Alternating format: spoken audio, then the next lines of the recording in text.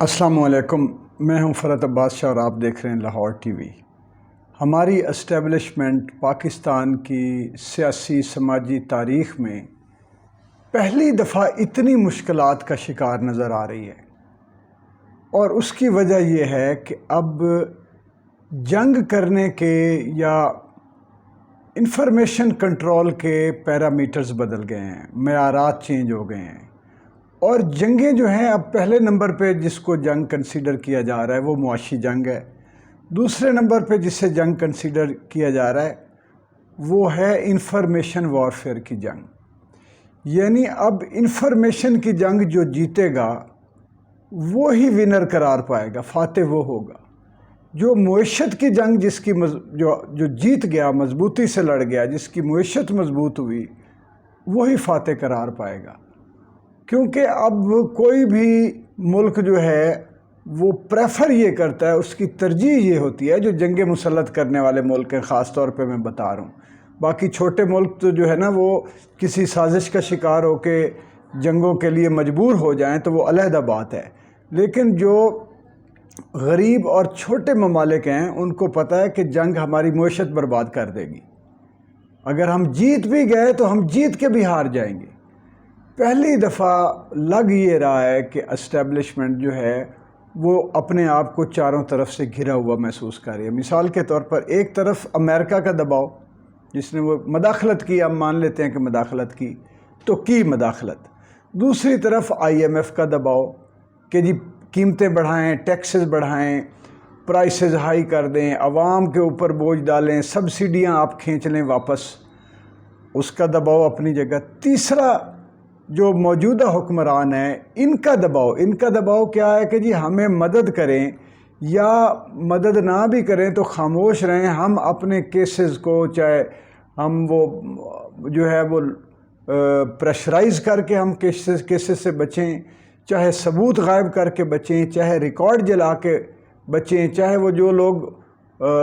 مرتے جا رہے ہیں ان کے ارد گرد جو ہے وہ ان کی عدم موجودگی کی وجہ سے ہم بچیں، تو ہم نے اپنے کیسز سے بچنا ہے۔ کیونکہ جو لگ یہ رہا ہے بادی اور نظر میں وہ یہ ہے کہ ڈیل ہی یہ تھی کہ آ کے آپ مشکل فیصلے کریں اور اپنے NRO لیں اور کیسز سے جان چھڑائیں، اللہ خیر صلاح، اور اس کے بعد الیکشن کروائیں اور جائیں۔ اس سے بھی بڑی جو ایک مشکل ہے، پہلے جتنی بار بھی امریکہ نے ہمیں اپنی جنگوں میں گھسیٹا ہے اس کا معاوضہ اس نے دیا ہے۔ اب امریکیوں سے پوچھیں نا تو وہ یہ نہیں کہیں گے کہ ہم نے کوئی احسان لیا ہے پاکستان کا، وہ کہیں گے ہم نے تو خریدی ہیں خدمات، سروسز لی ہیں، پے کی ہے، اور وہ پیسے دیتے رہے ہیں۔ وہ ان کے بیانات بھی اس طرح آتے ہیں، اور کئی دفعہ تو جو پاکستان کی امداد ہے اس پر امریکہ میں بین بھی لگایا گیا، رکاوٹیں بھی کھڑی کی گئی ہیں، بھئی ہم یہ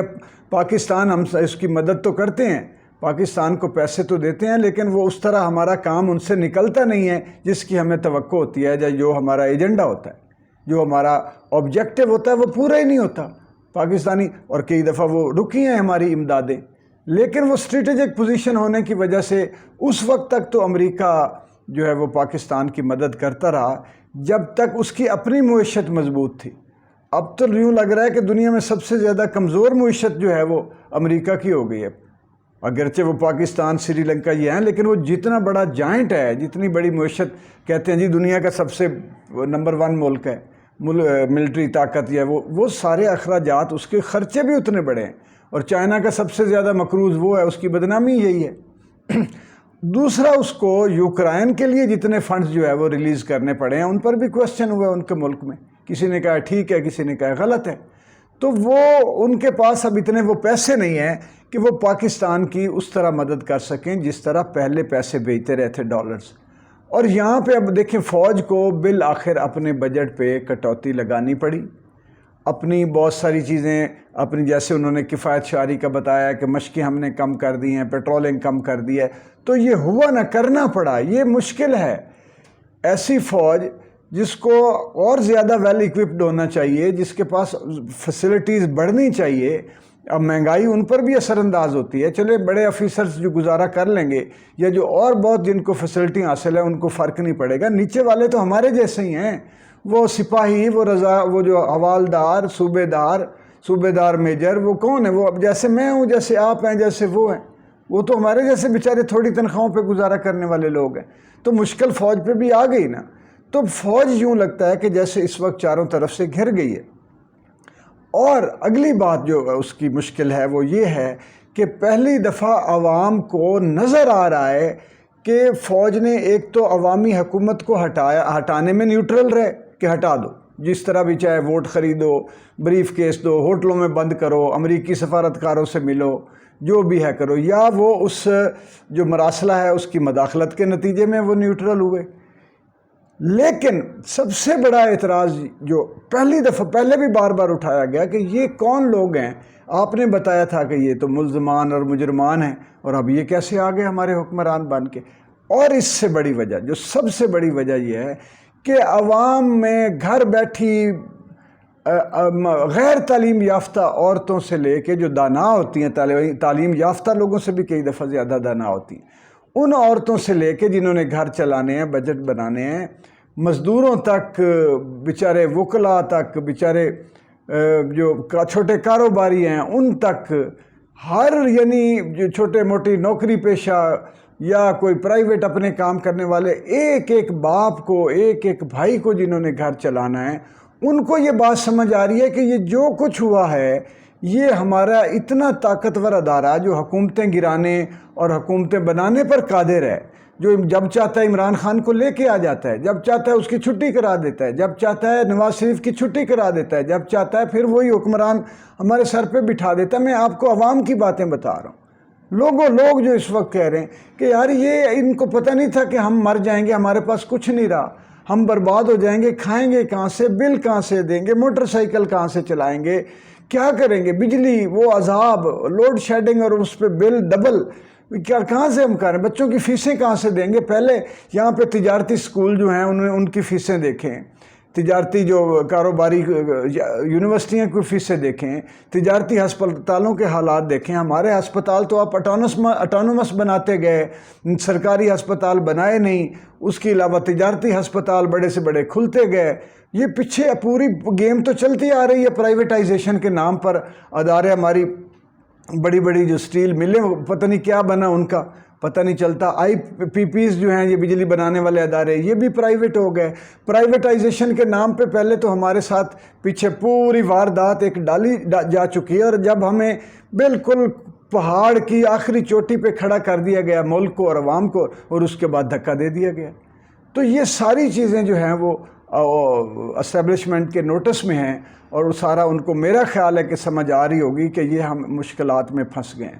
اور شاید وہ ابھی یہ نہیں پتہ کہ ان کے ہاں عوامی مشکلات کا احساس کس لیول پر ہے، یا وطن کا تیزی سے گڑھے کی طرف گرتے معاشی گڑھے میں تیزی کے ساتھ گرنے کی جو رفتار ہے اور جو پوزیشن ہے پاکستان کی، اس کا احساس جو ہے وہ کتنا ہے۔ کیونکہ بعض اوقات جو آدمی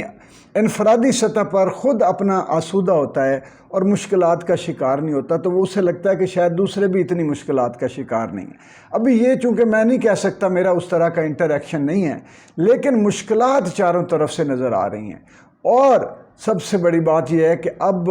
یہ انفارمیشن وارفیئر کا دور ہے۔ اب وہ چلو ڈنڈے،